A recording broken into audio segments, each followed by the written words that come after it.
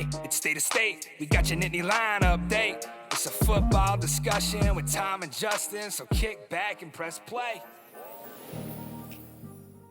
With former Penn State and NFL defensive back Justin King, I'm Tom Hannafin. This is State of State.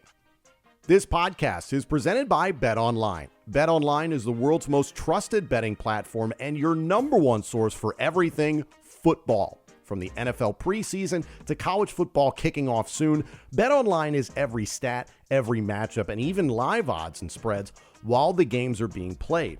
Think you know your stuff?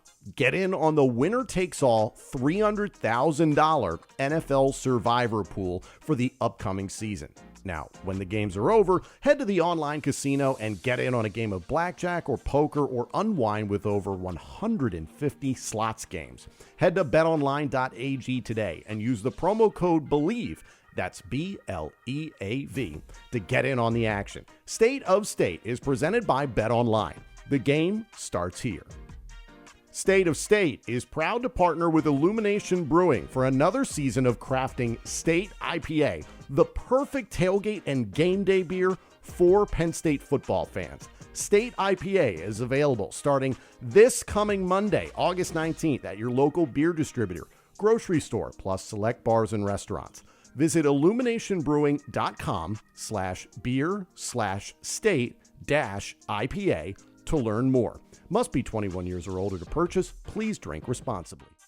State of State is a proud supporter of Blue White Outfitters. Blue White Outfitters was created as a retail shop meant to highlight the confidence, competitiveness, and fearlessness of the elite athletes found throughout the history of Penn State University. Check out their Lockdown U and Lawn Boys merchandise today.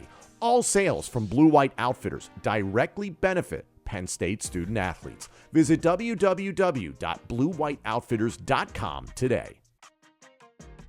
Welcome to State of State. I'm Tom Hannafin, flying solo today. A lot of little news and notes to get to today. Comments by head coach James Franklin, offensive coordinator Andy Kotelnicki, quarterback Drew Aller, some unfortunate news regarding an injury for a wide receiver, and a sizable donation made overall to the Penn State Athletics Department that I sincerely hope is a step in the right direction for the program, not just for football, but for athletics altogether. So we're going to get to that in just a moment. Like, comment, subscribe, rate us, turn on notifications. We so appreciate it. Comment on YouTube and get at us on social media at State of State Pod. If you're watching us in YouTube and you're not already a member of our YouTube channel, it's the perfect time to subscribe and sign up, all that good stuff, because right now we're offering ad-free shows for members of our YouTube channel for just 99 cents a month. Every upcoming episode of State with myself and Justin King will be available ad-free for members of this channel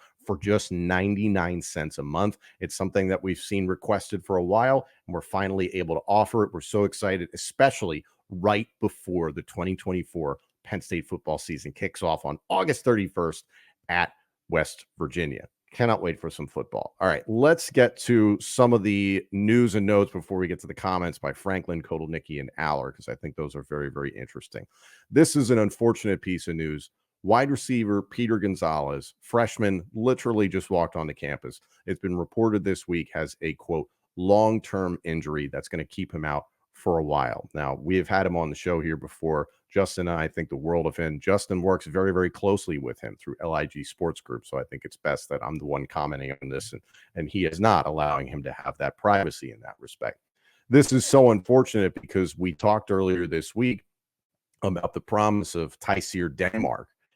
It's not to say that Peter Gonzalez was getting the same buzz and descriptions of, quote, flash in camp, but still that description by James Franklin earlier on this week that he was a steady Eddie, very mature, very prepared, coming to practice with intent, all of those things. And we've talked about it before that Tyseer Denmark and Peter Gonzalez, two guys that walked in the building and were not just content with, hey, we're being freshmen, we're going to go along with whatever the system is, we're where we are in the depth chart, that sort of thing. Two young men eager to try and play now, which is just the perfect mentality. Peter Gonzalez has a wonderful family lineage of experience in college and professional football. So it's just unfortunate that a guy who put in a lot of work to get to campus and committed to Penn State has got this long-term injury. We wish him the best of luck because I do think he's going to be a contributing factor to Penn State's wide receiver room. We've all been talking about it for quite some time that the wide receiver room needs to see growth, needs to see improvement altogether. Peter Gonzalez, I believe, in the future is going to be a part of that growth, of that improvement in the room. So we wish Peter a speedy recovery. I do want to get to the major gift that was made to the Penn State Athletics Department. Penn State Athletics is receiving $25 million. It is the second largest gift in department history, I believe, only behind the gift made by the Pegula family years ago, for those that remember, predominantly to the ice hockey program, men's and women's, to create Pegula Arena. I think it was in the neighborhood of $90 million to try and put that all together. And that was a big reason why hockey went from club sport to all the way to major Division I, Big Ten hockey altogether. So this is really positive. This comes from the Misitano family and Pam Health, and it's going to go towards the Beaver Stadium renovation project, which we've talked about is $700 million, is ongoing. There's a lot of work being done right now. The goal is to winterize Beaver Stadium so that there's an opportunity for a college football playoff game. And I understand that it's entirely possible once we get to December that Beaver Stadium would be prepared for something like that. But there's still a lot of work that has to be done over the next 3 years with this renovation project. So this infusion into the athletics department altogether, not just specifically football, but we've talked about it so much. The more that Penn State University can utilize Beaver Stadium beyond football, the better. So the fact that this gift has been made with an eye towards helping out the Beaver Stadium renovation, that's good for all sports. It's good for the entire university. So I'm very, very excited to see this. And this is frankly something we've talked about for a while. Penn State just has not had the NIL push, has not had the support from the alumni and the fan base that they expected. And I'm not coming at Penn State fans by any means. I understand Penn State fans not necessarily wanting to give out more money than they already are. Penn State fans dish out a lot of money for this football program altogether. So the fact that the Misitano family and Pam Health have done this is fantastic. I'm curious to see if others will follow suit. And this is not just strictly an NIL thing. Obviously, I mentioned the renovation project. Curious to see how the athletics department disperses that $25 million. But again, this is something that Penn State has needed for quite some time, this type of effort from its alumni altogether. So very excited about that. Let's get to some of the comments from James Franklin, Andy Kotelnicki, and Drew Aller. We're going to start off with Drew Aller. In my opinion, this was a really positive quote that came out of him this recently in camp. Quote, "We've talked about being a thermostat rather than a thermometer that is controlling the heat rather than registering it." So that's a comment from Drew Aller, and mostly in regard to how he handles things. And I find that so interesting. The thermometer versus thermostat comparison, I think, is beautiful. And it's not that I saw a guy in Drew Aller last year be out of control by any means, but there were certainly moments where he wore his emotions on his sleeve. And there's nothing wrong with that. I've talked about it before. I like that he has that much investment in football, in the game, in his teammates, in the program, all those things. That you see him after the Michigan game, you see him after the Ohio State game, and he's not happy. Who would be? I think we can all relate to that. So I was very, very happy to hear that that level of mental progression has happened. That maturity is happening, at least putting it out there that this is the goal. And now it's up to Drew to go in, put that into practice altogether. So those are two very different things.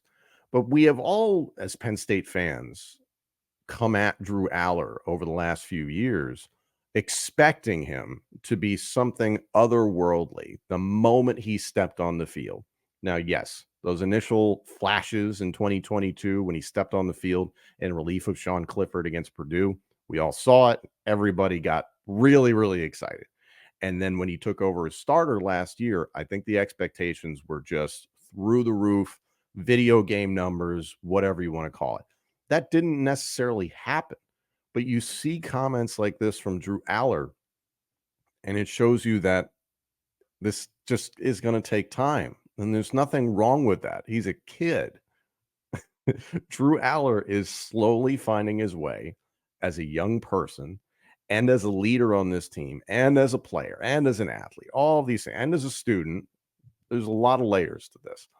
So I think this is a positive thing because, yes, as the quarterback, there are elements that you've seen from great quarterbacks over the years that true leadership sometimes means you have to dictate to others, not in a malicious way or in a crazy, intense way, but you need to put out the message and the emotion that your teammates, the program, the coaches, etc., need put out there sometimes. It's kind of like being president at times. You just need to do the right thing from a PR standpoint, and you need to not show all your cards. It's a difficult balancing act. And I could understand why Drew Aller was emotional in those instances I mentioned last year. He had every right to be. So the fact that he wants to be the thermostat and not the thermometer, I think is going to do a lot in terms of him being a leader, not just amongst his teammates. We've talked a lot about captains, and there's been conversations on this show and elsewhere about, man, who's the leader on offense? And it was a little curious, like, why isn't this Drew Aller? I do think you're going to see him step up in 2024 on and off the field. Those intangible things we always talk about that you can't really measure with statistics. So to hear that come out of Drew Aller, very, very encouraging. I want to get to these comments here by James Franklin altogether from this past week of practice and training camp. In regard to the offense, staying on the offensive side of the ball, James Franklin said, quote, "We feel we'll have 8 offensive linemen who can contribute this year. More than 2 tackles could play, at least 3 guards could play, maybe 2 centers could play. We have a little bit more depth than we've had in the past." Cooper Cousins, specifically one of those question marks in regards to what's he going to play, how much is he going to play. Cooper Cousins could be at guard or center, according to James Franklin. Said, quote, "Could really play both. I think he could legitimately get in the game at both positions." That cross training that we hear a lot about. Andy Kotelnicki talked about it earlier this week. Phil Troutwine has done that consistently for years with his offensive linemen. Is so, so important. And it's something that there has been that element of what's the depth really like with this offensive line unit. And it's something that Andy Kotelnicki went on to talk about in terms of cross training guys, is that it's the question mark of you're not necessarily training guys for the here and now. It's trying to make sure that they're ready to go, not just in September, but in November, for instance. His quote, Andy Kotelnicki saying, "Offensive line is a position that when you have depth, it really shows up through the course of a season to intentionally get guys into the game, rotating in by series or whatever it might be, that they're getting playing time and that you have a chance to continue to evaluate them. And that way they're getting playing time. So if the time comes, they're ready to go." It is a difficult thing for fans to look at offensive line and see a revolving door at multiple positions. The conventional wisdom is, well, it should be the same 5 guys, and that way they have chemistry and familiarity and they can just march forward. In a perfect world, yes. Looking at this offensive line group altogether, we understand it's center and start there. Nick Dawkins, the leader in the clubhouse, has been for a while. Also being able to take snaps at center, Vega Ioane and Sal Wormley, from what we understand. Cooper Cousins as well. I'm not expecting Ioane and Wormley to be in the center rotation, but you never know. It could just be the right situation at the right time. Personally, I think about Vega Ioane, who is about 350 pounds. Putting him at center for select packages could be extremely beneficial from a tactical standpoint. So you just never know. But then you branch out to left and right guard. Sal Wormley, JB Nelson is somebody who's rotated in there a lot, and Vega Ioane, plus Cooper Cousins also realistically in that mix at guard is positive. So then you branch out to the tackle spots. JB Nelson, again, a guy who's been cross-trained, it's been discussed, could play both tackle positions, could play both guard positions altogether. But tackle is mostly going to be a battle between 4 different guys. On the left side, mentioned it before, Drew Shelton and Javen Williams. Right side, Anthony Donko and Nolan Rucci, the transfer from Wisconsin. That's okay. If you have that revolving door, It's going to be okay.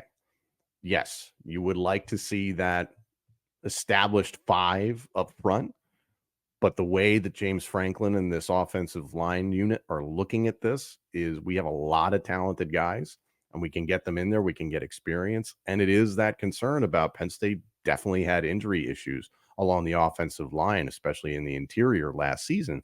So if you get this unit revved up and ready to go with a lot of different bodies rotating in there, you're going to be able to have sustained success between September, October, November, December, January, if possible.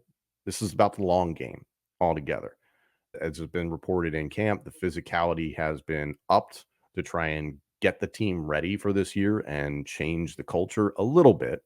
James Franklin believes that this has been a very physical team for a long time, but trying to step that up a little bit. So with that, there have been some bumps and bruises. At this point in the season, is it concerning? Mildly, but still, you want to have a variety of people that you can rotate in there at offensive line as the season wears on. So I really like the strategy. And then especially considering Andy Kotelnicki has such a desire to focus on the running game, the more offensive linemen that you can utilize in this system, the better. Because if you're looking at using four running backs, Nick Singleton, Katron Allen, Cam Wallace, and Quentin Martin Jr., the latter two, Wallace and Martin Jr., have been a little banged up at this point. So they're still trying to figure out who's going to be officially the number 3 running back on the depth chart. That's still an ongoing battle in camp. Part of that is availability. If you're going to be using 4 running backs and you're just going to keep the ball moving in that respect, you need the offensive linemen that are going to be able to keep up with it. So I don't hate the idea of shuttling people in and out of the game. All right, here's an interesting comment from James Franklin in regard to wide receiver, the piece that we're all focusing on 24/7. James Franklin said, quote, Trey Wallace and Liam Clifford have really had a nice camp. They've been the biggest difference. Drew Aller and Bo Perbula are really doing some good things in year 2. I think Nick and Katron are playing with a lot of confidence right now. We've had some bumps and bruises all together. Again, I said this earlier on this week. It's great that Trey Wallace is separating himself as quote unquote the guy at wide receiver. I think it's a reasonable expectation that some people had going into 2023. There were some that looked at Wallace, Cephas, and Keandre Lambert-Smith as kind of 1A, 1B, 1C in terms of ability. And it was just like, hey, we got to see how the season shakes out. We saw how it shook out, unfortunately. Cephas off to Kansas State, Keandre Lambert-Smith off to Auburn. Disappointing seasons from both those guys. I think Lambert-Smith was the one everybody was expecting to really blow the roof off the defense, be the number 1 guy, all that sort of stuff. It just didn't happen. Trey Wallace had a chance to do that in 2023. Injuries dictated otherwise. Now, healthy, looking good in camp. Very, very excited about that. Liam Clifford is somebody I think we've all slept on for a while. We saw flashes last year. I think him as that 3rd wide receiver, depending on where you utilize him within formations, X, Y, Z, it all depends, is very, very exciting. Now, is he going to be a game changer? That remains to be seen. But could he be that proverbial steady Eddie that James Franklin likes to say? Very likely. In this, I'm thinking the same thing most of you are. Well, I'm hearing about Trey Wallace. I'm hearing about Liam Clifford. What about Julian Fleming? I'm asking the exact same question.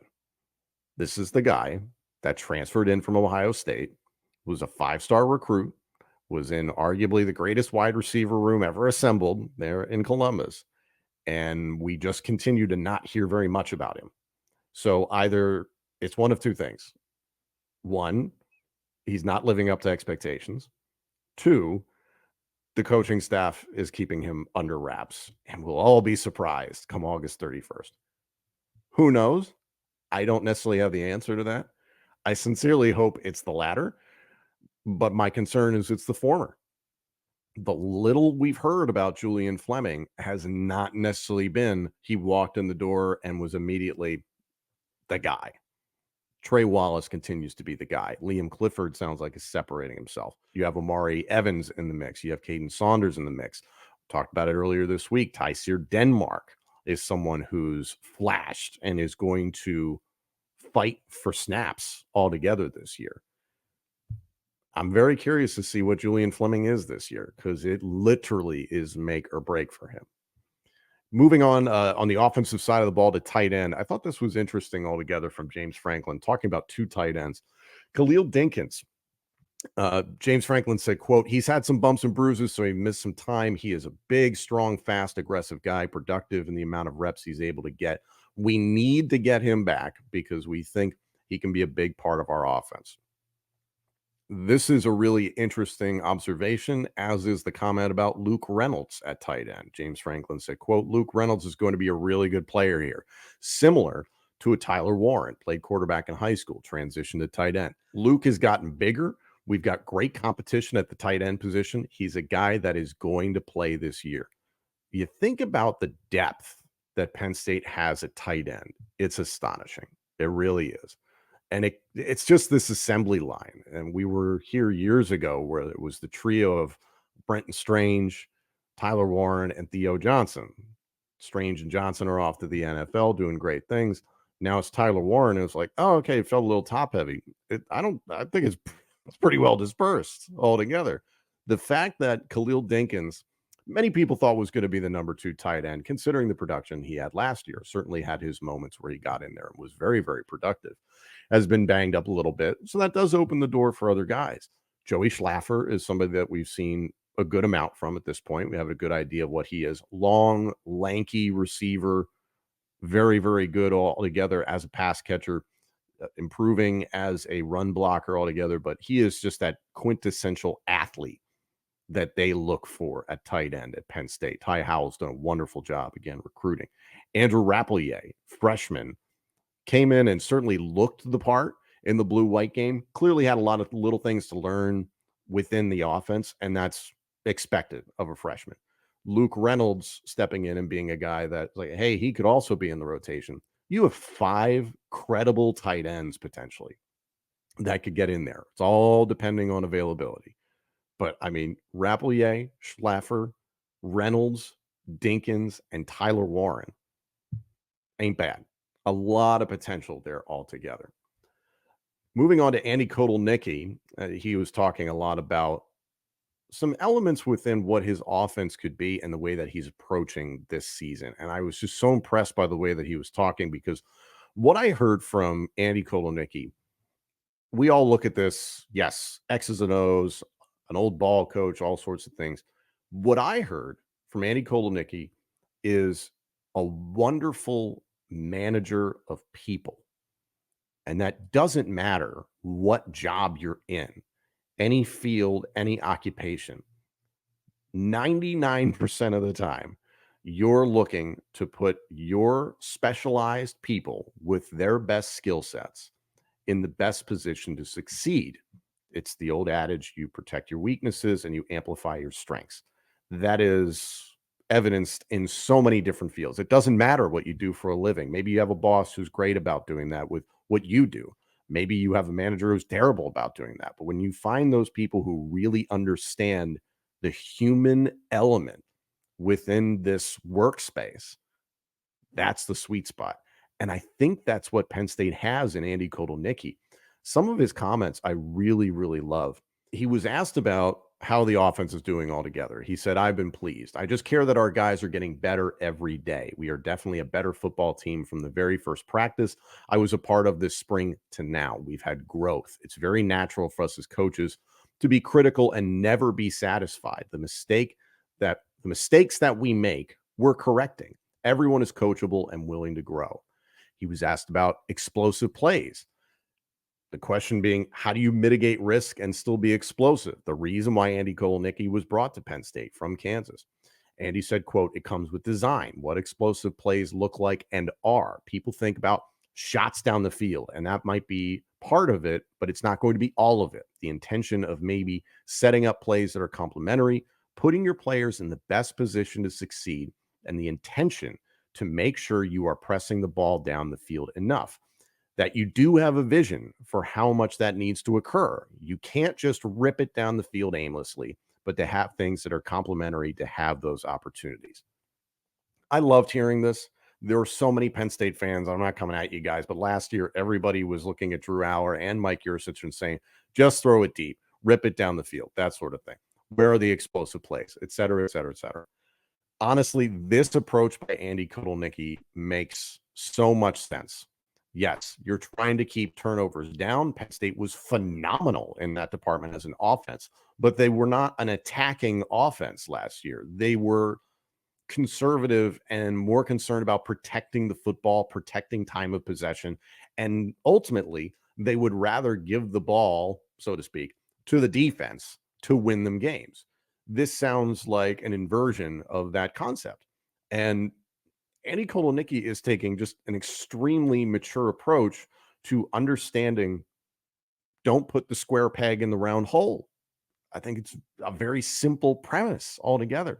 Kotelnicki went on to talk about, players cross training, you working at multiple positions, and you might hear wide receivers playing at multiple positions. And it's like, okay, well, it's wide receiver, the X, Y, and Z position. So, for instance, a flanker, a slot receiver, and a backside receiver. Andy Kotelnicki talked about this and said, quote, "It's fluid for which positions the wide receivers play, but we are thoughtful that a guy is going to play X and then play all Z one day. I always challenge all of our players to really diversify their skill set. We want to intentionally train players to play multiple positions. I think about putting them out there to do the things they do well." Bottom line, that is the best approach a coach can possibly have with their players. So I am thrilled to continue to hear this from Andy Kotelnicki. And I'm sure all of you are like, yeah, that sounds great. That's wonderful. Let's see how it's put into practice. Let's see how they do against West Virginia. Well, Andy Kotelnicki is not an idiot. He went on to say, quote, "Bottom line is you have to score. The things you're doing to beat your opponent in the first week versus week 8 versus week 10, we're already practicing those things now. There is a goal altogether for this program. There is an eye towards the long term, but there's an understanding they've got to score more points." And that, again, I said it moments ago, this was an offense last year and over the last few years that at times seemed allergic to scoring points. And it was like, what is going on? Was it full-fledged Iowa? Absolutely not. Let's not go that far.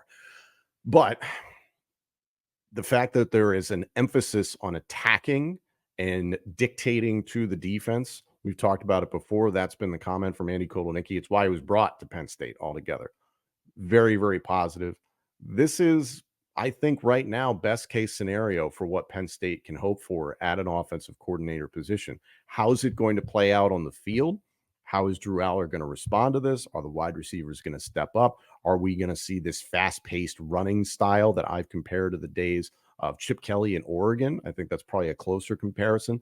Everybody wants to look at the Kansas model from last year, obviously directly with Andy Kotelnicki, but two athletic quarterbacks helped spark that offense. Penn State doesn't necessarily have that. Yes, you have Bo Perbula as an athletic quarterback, but Drew Aller has some more limitations in that. It sounds like he's going to be involved more in the running game.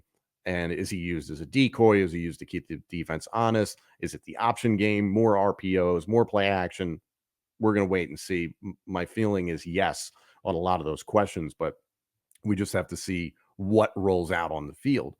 I am just very encouraged to hear that Andy Kotelnicki is looking at this from the human element. That yes, Penn State fans want you to take shots downfield. We can do that, but let's do it the right way. Let's do it with intention. Use the word intention often. I love to hear that. And bottom line, scoring more points. Yes, yes to all of that. But at the end of the day, every great boss, manager, coach, your goal is to get the best out of your people and put them in positions to succeed based on their skill sets. I think that's the best that Penn State can ask for heading into the 2024 season. A lot of encouraging news and notes at this point in training camp as we get closer and closer to the season. Let us know how you feel about all this. Comment on YouTube. Get at us on social media at State of State Pod. Like, comment, subscribe, rate us, and turn on notifications. And if you haven't done so already, sign up on our YouTube channel to become a member. You can get all upcoming episodes of State of State for just 99 cents a month. It's perfect in the lead up to the 2024 season, which finally gets underway on August 31st at West Virginia. We are dying for some football. Thank you all so much for joining us. This episode and our entire library of shows is available now on YouTube, Apple Podcasts, Spotify, Google Podcasts, and wherever else you get your podcasts. Also, let us know what you think of the show on social media and check out all of our content on X, Instagram, and TikTok. Search for the handle @StateOfStatePod. State of State is presented by Bet Online and by Blue White Outfitters.